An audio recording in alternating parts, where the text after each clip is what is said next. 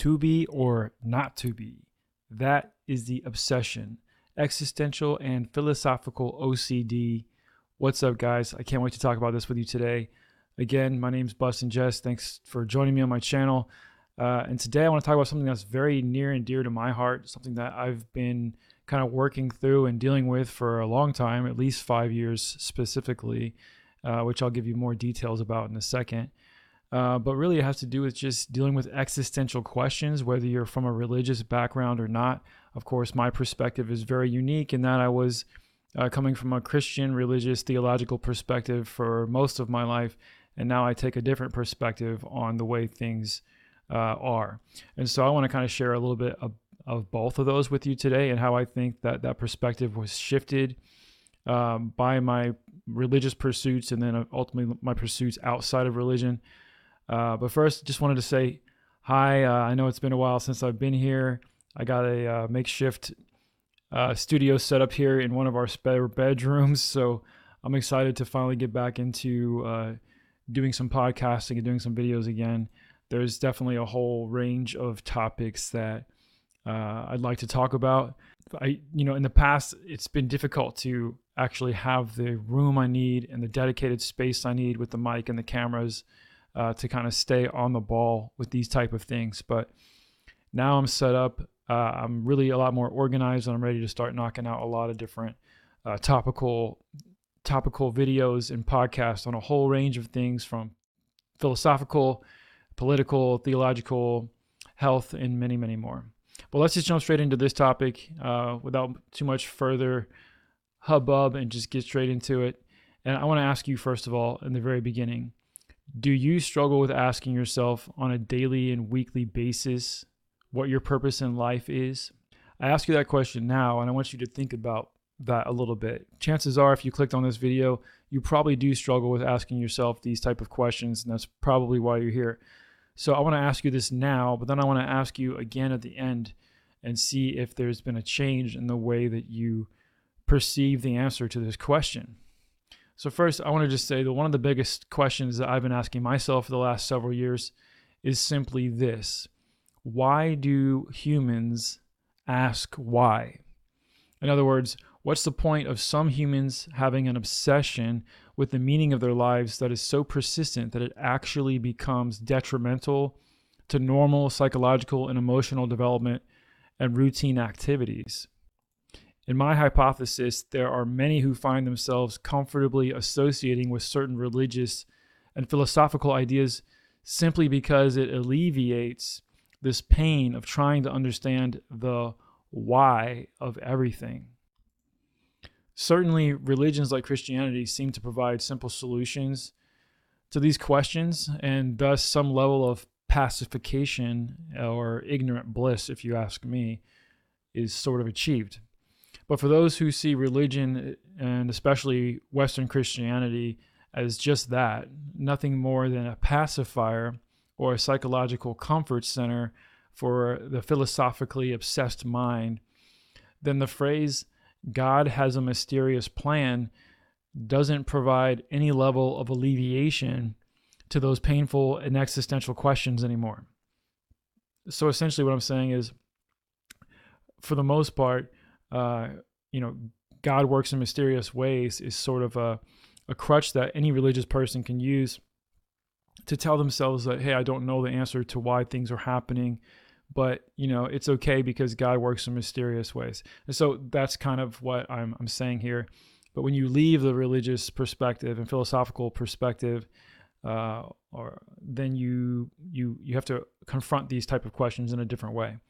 So I just want to read some of this article to you, and I think most people are probably not familiar with existential and philosophical OCD, and to me it's extremely valuable information, especially for those of you on this channel who probably have been interested in these type of topics for a long time. Again, I've been talking about philosophy and theology for over 5 years, or almost 5 years on this channel, and so certainly many of you probably struggle with some of this stuff.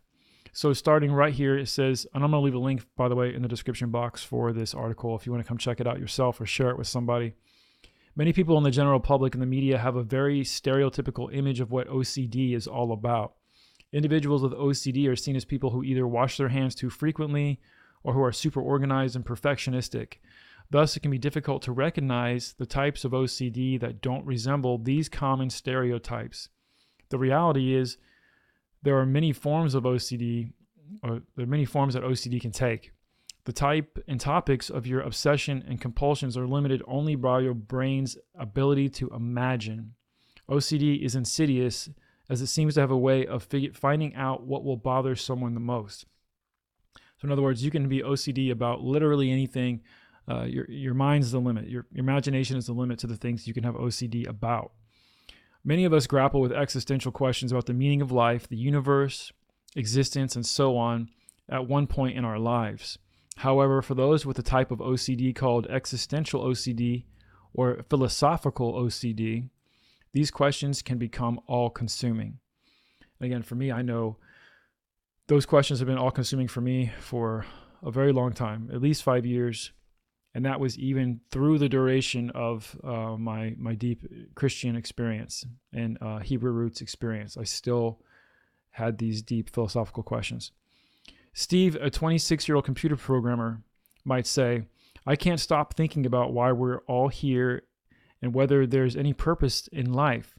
I keep going over in my mind all day long. I have continual thoughts of how one day I'll be dead and no one will remember me. It will be as if I never existed. And then I ask myself, what's the use of doing anything at all if we're going to die anyways? And those are all very relevant questions. I mean, seriously, these are the type of questions that pop into my head, regardless of my social situation, regardless of my financial situation or family situation, whether things are great, whether things are bad, whether I'm having a good day, whether I'm busy, whatever, it doesn't matter. Occasionally, these thoughts just pop right back into my head again, and it seems like something that can hardly be dealt with, whether I deal with it in a Christian way or whether I deal with it in a non-Christian way. But this article is going to help us look at ways we can deal with it in a psychological way that might be beneficial to you, and it has been to me so far. So existential OCD involves intrusive, repetitive thinking about questions which cannot possibly be answered, and which may be philosophical or frightening in nature, or both. And by the way, I'm just going to pause real quick here for 1/2 second and just say that so many people think that when I say that I'm agnostic, that I'm also saying that I don't believe that there's a God, or that I don't believe in intelligent design and things like that. But the reality is the word agnostic and those other assumptions really are not connected in any way. What this really means to be agnostic is to believe that these are questions that cannot possibly be answered. When you're a fish inside the fishbowl, how can you possibly know, everything about how you got there? Especially if you're a generation of a generation of a generation born inside the fishbowl, how much can you really know about the outside and how you got there? Especially if your mental capacity is small, the knowledge is lost, and it's been so long. I mean, it's very difficult to know for sure what's what without any hard concrete proof, which no one can truly, honestly provide. So I just wanted to point out real quick, since it mentioned questions which cannot possibly be answered, that's where I'm at in terms of my not philosophical, but I guess I should say theological beliefs, is that I don't know if there's a God or not, or if he's a he, she, or they, and I don't know what their impact was and when on all of us. That's what I mean when I say I'm theologically agnostic. It's just to say I don't know. I don't think that can be answered. The questions usually revolve around the meaning, purpose, or reality of life, or the existence of the universe, or even one's own existence. These same questions might come up in a university philosophy or physics class. However, most people can leave such classes or read about these topics and move on to other thoughts afterwards. Similar to other forms of OCD, individuals with existential OCD can't just drop these questions. Exactly. That's exactly the point. People with existential OCD continue to think about these things on and on and on and on. Days, weeks, months, years, without any real without any real end in sight unless actual therapy is achieved and results are achieved that way. So existential obsessions are often difficult to recognize, as they might seem like the questions many of us wonder about sometimes and then move on from with a shrug of the shoulders. In other words, some people think about these things and go, I don't know, and they just move on. But people who are obsessed, that's not good enough. Existential obsessions might also be confused with the kind of thoughts people experience when they're depressed, continually going over negative thoughts about how meaningless life may be or seem. But existential OCD is far more complicated than that. I can't agree enough. I'm not depressed. I'm have a good outlook on life. I see a lot of good in my future and a lot of good in my family's future. I'm looking forward to that. I feel less depressed probably than I've felt since my teenage years, but it doesn't stop the existential OCD from continuing whether or not I'm happy or sad. That's almost irrelevant. To me, the question still remains regardless. So individuals with existential obsessions typically spend hours going over and over these questions and ideas and may become extremely anxious and depressed. When they do seek help, they may be seen as suffering from worries or existential fears, or may be misdiagnosed as suffering from a generalized anxiety disorder, which I agree, by the way. If most people with existential OCD, if most of them were to go in and be honest with a therapist about their fears and their thoughts, they might be diagnosed with generalized anxiety or acute anxiety disorder. However, when a person battles ongoing, intrusive, repetitive, persistent, anxiety-producing, doubtful thoughts of this nature, it is most likely existential OCD. Here's another example. Kristen, a 34-year-old homemaker, says, I can't get the idea out of my head that everything I see isn't real. How do I know that I'm not really in a coma or else dreaming, and that my whole life is imaginary? I start to wonder if my husband and children are real, and it frightens me terribly. Some of you might be able to relate to some of these type of thoughts. Even if you do not have existential OCD, you may have had existential obsessions at one point in time, spending hours analyzing why you're having your particular thoughts and questioning exactly what these thoughts may mean. This is just another type of compulsion that accompanies obsessive thoughts and never leads to any true answers.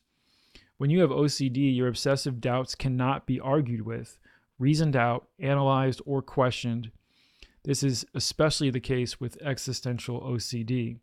There are never any lasting answers to obsessive questions. Whatever answers you may come up with can last a few minutes, but then suddenly slip away in the face of newer doubts. The doubts may vary a bit, but are mostly variations on a theme.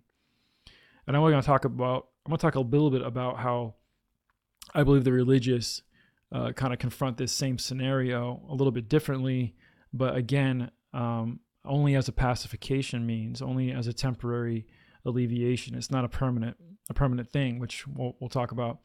You may wear yourself out trying to find answers or trying to get the thoughts out of your head, but these are the worst ways to deal with OCD. As mentioned previously, there are no answers to existential or any other obsessive questions. Marty, a 19-year-old college student, might say, every day I spend hours looking at myself in the mirror and I wonder, is this really me? How do I know? What makes me me, and how do I know I am who I think I am? How do I know the things I feel are my own feelings, or that my thoughts are my own real thoughts? I also keep thinking about how vast the universe is and how we're all just tiny specks that are meaningless. I keep thinking that because we are so significant, nothing we do matters, so why not give up on everything? Yes, exactly. So before I go into the next section about treating existential OCD, I just want to quickly touch on a couple of different, basically, concepts of approaching this situation. And I think what you're going to see is that essentially the religious approach to the situation in sort of a non-therapeutic, sort of a temporary pacification means by trying to create reasons that answer the actual questions. So these existential questions that cannot be actually answered, the religious will answer them anyways as a means of pacification. But that doesn't prevent the religious from continuing to re-ask these questions, re-struggle with these questions, and always look for more information on these questions because they haven't truly been answered. They've only been answered according to a dogma. And most people know deep down inside that doesn't, that's not the most satisfactory answer. Just because a book says so, or because an ancestor said so, isn't always the most satisfactory answer for those who are rational, logical, and reasonable like we are. So what's the correct way to treat existential OCD? And I'm going to contrast that with the wrong way to treat existential OCD and see if it's helpful to you guys in any way, shape, or form. It's been helpful to me, and so that's why I want to share it with you here. So what should you do? Research tells us that cognitive behavioral therapy and medication are the best approaches to dealing with OCD. The same goes for people with existential OCD. Some people go for the quick fix of relying only on medication, but this cannot change long-standing habits or your philosophy of how to deal with the things that scare you. The true purpose of medication and OCD treatment is that it makes it easier for you to do the therapy. The therapy, however, is ultimately what changes you. So I can't agree with this enough. The medication is not something you should ever rely on to fix an emotional or psychological or physical ailment, especially if that medication is synthetic and has crazy side effects and you don't know the long-term use, impacts. I agree with this completely. Medication, if needed, should only be used temporarily to get you into therapy and get you through therapy, and then the medication should not be ever be the crutch. So while in therapy, you should learn to do the opposite of what your instincts tell you. This is for, again, philosophical OCD. Human intuition is meant to tell us to avoid or escape things that make us anxious. This is where it gets really interesting for Christians, in my opinion. Unfortunately, there is no escape from fear, and there is definitely no escape from one's own thoughts. You take your thoughts with you wherever you go. It is a paradox. The more you tell yourself not to think of something, the more you then think of what you were not supposed to think about it. Exactly. I'll just keep going here. Another common theme in existential OCD is that your thoughts mostly revolve around uncertainty, and in general, we humans don't like uncertainty. And again, this is why we tend to give ourselves the answers in religious circles. We'll get to that in a second. In a type of cognitive behavioral therapy, CBT, known as exposure and response prevention, you learn to face your thoughts and build up a tolerance to your thoughts, both the anxiety the thoughts produce and the uncertainty that goes along with them. In order to do this, you have to go against your instincts and agree with the thoughts, and also try to think these thoughts more rather than less. I like to say, if you want to think about it less, think about it more. Very interesting. So essentially, the exposure part of this cognitive behavioral therapy is basically through the use of cognitive behavioral therapy, CBT, through this technique called exposure and response prevention, also called ERP, patients actually subject themselves to the troubling thoughts, questions, and ideas more often and more intentionally until they no longer create a fear response in them anymore. So actually, it's like watching the scariest part of a movie over and over again, so many times that it no longer becomes scary anymore. Instead, it becomes quite boring to you.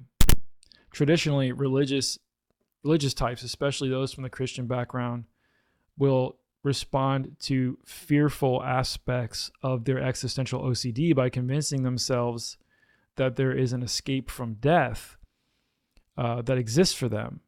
Whether the physical death is escaped through a rapture or a second exodus, or even a spiritual death or the death of their own consciousness is also escaped by Christians in their mind, or by the religious, by a type of salvation that is achieved through a Messiah or some kind of God figure. So if you compare that here, where you actually see that human intuition is meant to tell us to avoid and escape things that makes us anxious, but we have to learn to do the opposite of that.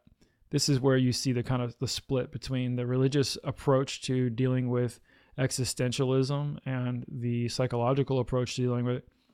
The religious approach might be to say, oh, well, you're not going to die. Oh, well, you might not die. Oh, well, if you die, God had a really good reason for it anyways, but you're not really going to die.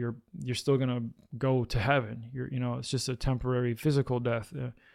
So basically the way it is, the fears are alleviated is by saying they're not there, by saying they're not there for you. You have an escape from these fears. You don't need to worry about these fears. But the actual cognitive behavioral therapy, the psychological response that's actually most healthy for this situation, is to do the opposite, and that is to accept the fears and to acknowledge the fears and confront them directly. So God and Jesus become what prevents the religiously focused existentials from deeply acknowledging and accepting their truest fears. Instead, they're constantly rejecting their fears and inserting a safety clause each time their fear of death or fear of meaninglessness overwhelms them. Certainly, these types believe their life has a purpose, even if they can't personally recognize it from time to time. The reality, however, is that study has demonstrated that avoidance and denial is not the best way to confront and treat this obsession, which is what it is. I should know personally, since I've investigated the meaning and the purpose of my life for 5 years straight now, even though I know, or I already was at the time, a Bible-believing Christian. During that time, I still struggled with these questions. Even though I knew the Bible answers and I could teach the Bible answers to most of these questions, I still struggled with existential OCD. I believed in the Messiah and the Bible and all the commandments and everything. So personally, this is an example of why denial of death and the introduction of like an eternal protection through supernatural means doesn't always work for those of us with the most persistent of minds. So let me show you some examples actually back here on the website. Let me read these two sections to you and then give you some examples. In the exposure part of ERP, your therapist may ask you to deliberately and gradually expose yourself to the feared existential thoughts and images, and even learn to agree with them. You will learn to do this daily in a variety of ways that can include reading articles and books, watching videos, listening to homemade therapy recordings, writing feared words and sentences, actively agreeing with the thoughts of the moment. As you do this, the thought gradually loses its impact, and even boredom can result. I have always told my clients that you cannot be bored and scared at the same time. Exactly. So in the response prevention part of ERP, the goal is not to escape or to avoid. So you are taught to agree with your existential thoughts and try not to analyze, question, or argue with them. You are also discouraged from seeking reassurance from others or even yourself, as this is another form of escape. So essentially, let me just pause here for 1 second. Essentially, you're being overwhelmed with this fear of death or pain or meaninglessness or whatever that might be. And it's saying the worst thing you can do for this is to create some escape for yourself, some imaginary escape, whether that be through religious teaching or through some imaginary escape that you create in your own head by just ignoring it, changing the subject, trying not to go down those roads as much as you can. Over time, though, avoidance can ultimately become a learned habit that becomes very automatic. You may avoid your triggers unconsciously without even thinking about it. However, avoidance simply leads to more avoidance. How can you build up your tolerance to something if you never come in contact with it? Right, exactly. So what the goal really should be is not to just completely avoid these existential triggers that make you think these thoughts and have these tough questions. Instead, the question should be, or the approach should be to directly confront these fears and accept these fears and learn how to continue living your life regardless of the fear. That's really the definition of courage. So here's some typical exposure homework assignments for those with existential obsessions. These are some examples that they use. You can make a series of gradually more challenging 2-minute recordings on your phone that tell you the fearful thought is true, and listening to them several times daily. posting signs or notes around your house stating the feared idea. In the case of existential obsession, a sign may say something like, "Nothing is real." So just confronting those fears face head on, just accepting those fears, agreeing with the thoughts as much as possible whenever they occur, and also agreeing that there will be bad consequences because they are true. For example, recognizing, "I won't ever get answers to my questions, and as a result, life has no meaning."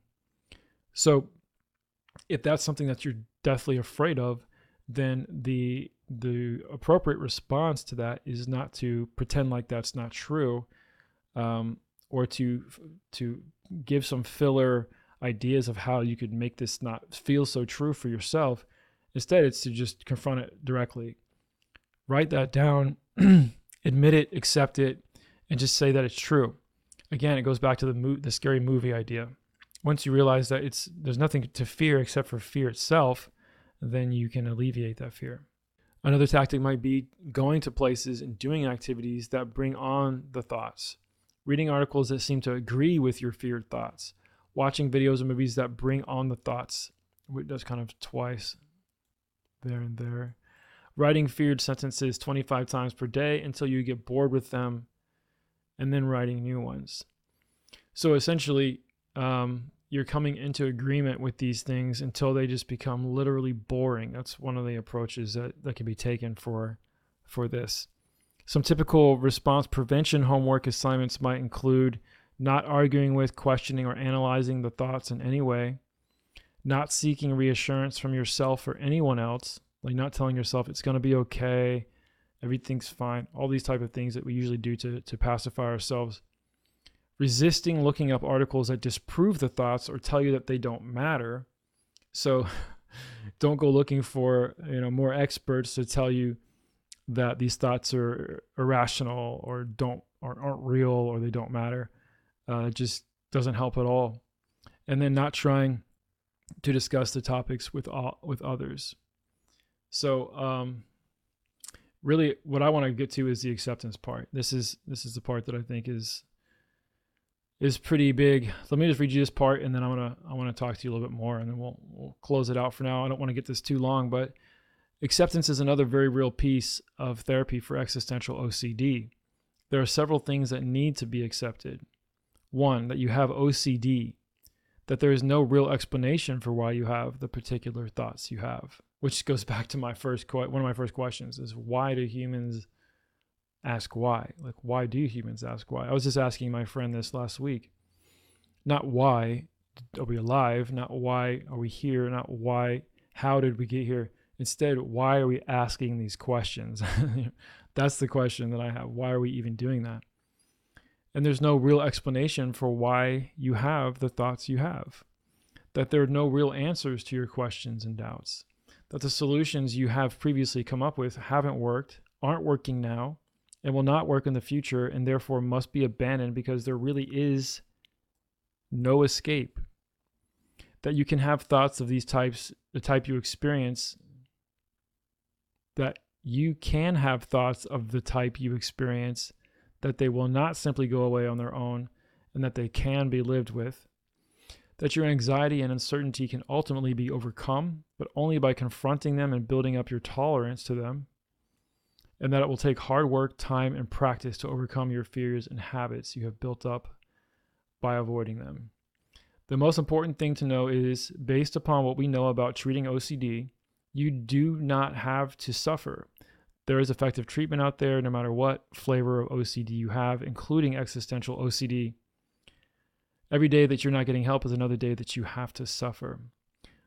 All right, yeah, so that's the gist of this article. I'm going to link this in the bottom. But I just want to basically close with my own thoughts and say that, in my own opinion, part of the problem with those suffering from existential OCD, at least from my perspective and from the religious and philosophical perspective of many of those I know who deal with this, is that they've been assured that there is a reason which justifies everything that occurs around them.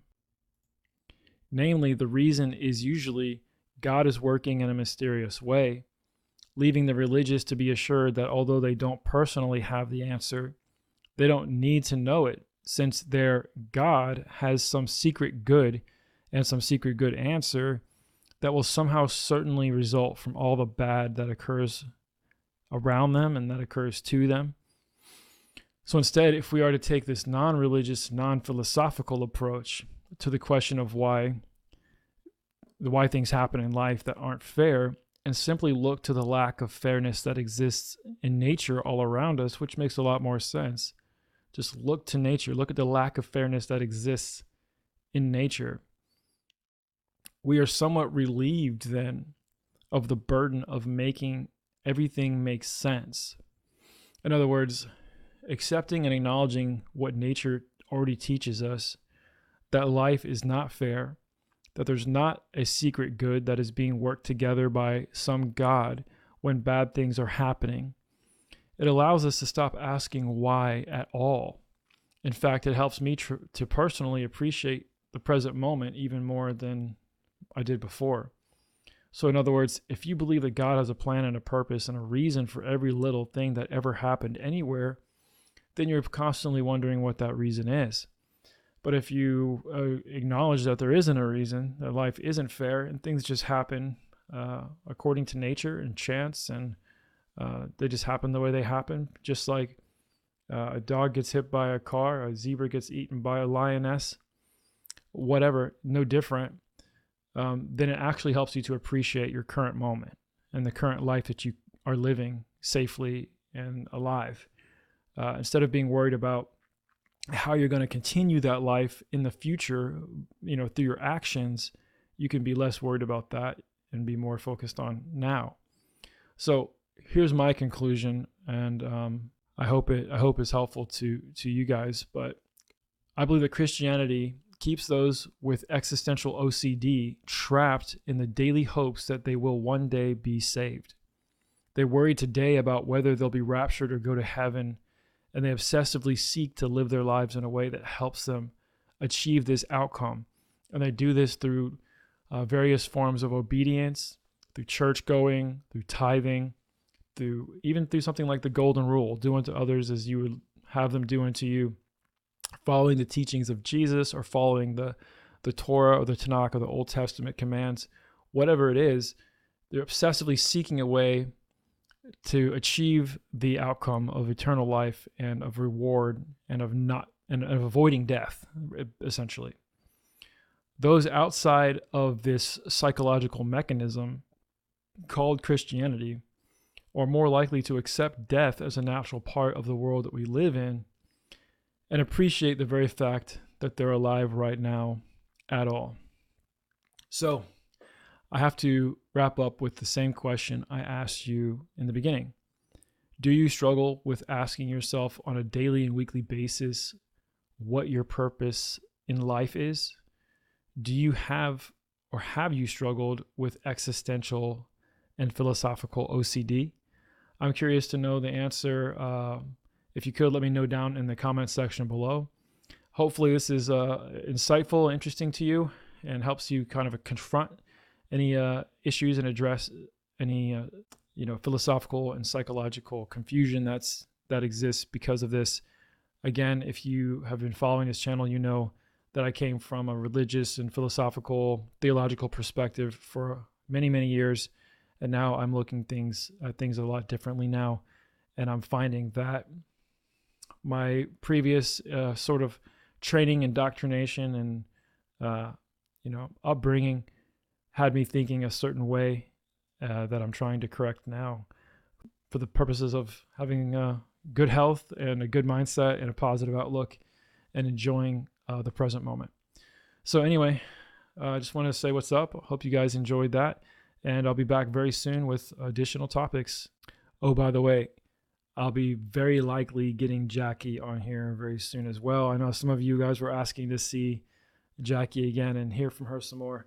And we actually plan on doing a podcast together and getting that started very soon. So I'll let you guys know about the podcast and about Jackie and about the additional topics. But expect to see a little bit more of me and maybe even a little bit more of Jackie in the coming weeks and months. So until then, hope you guys have a great day, great week. Stay positive, and see you next time.